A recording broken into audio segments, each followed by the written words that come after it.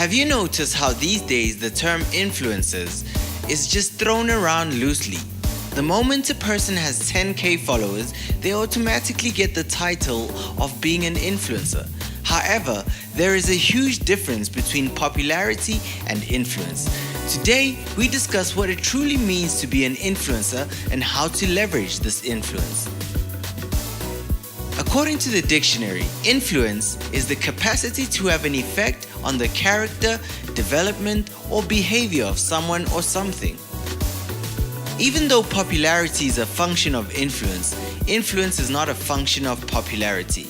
In a nutshell, you can gain popularity from having influence, but having popularity does not automatically guarantee that you will have influence.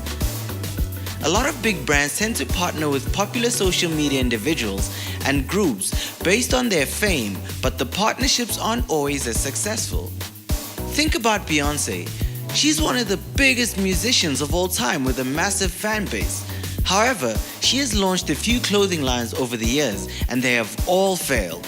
With females being the largest portion of her fan base, why is it so difficult for her to sell the clothing? So as much as everybody knows her and loves her music and concerts, they have absolutely no interest in dressing like her or being dressed by her. So when it comes to fashion, she has no influence.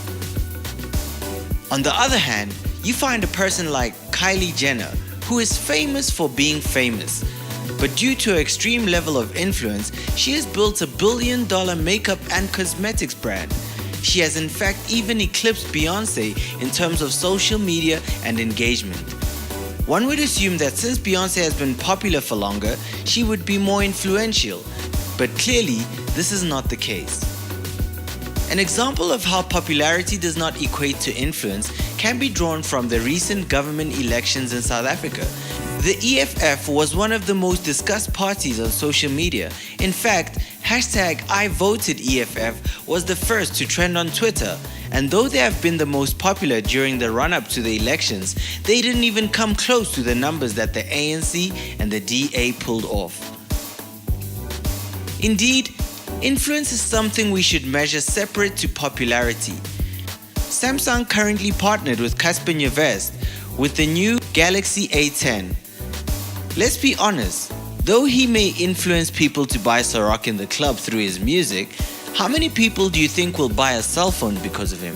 In fact, if Samsung had partnered with 5 different tech junkies who do reviews and unboxing on YouTube with about 10k subscribers each, they would be more likely to sell more units, if that's the objective. Whose opinion do you think matters the most when it comes to a piece of tech? A popular musician or a tech guru? It's very easy to fall in the trap of associating popularity and influence. However, it is the marketer's responsibility to make a clear distinction between the two in order to form valuable partnerships that actually have a benefit. When you're looking to leverage the influence of an individual or group, be sure to clearly audit what level of influence they may have in relation to the product or service that you are looking to promote and whether or not they are truly influential. Was this influential enough?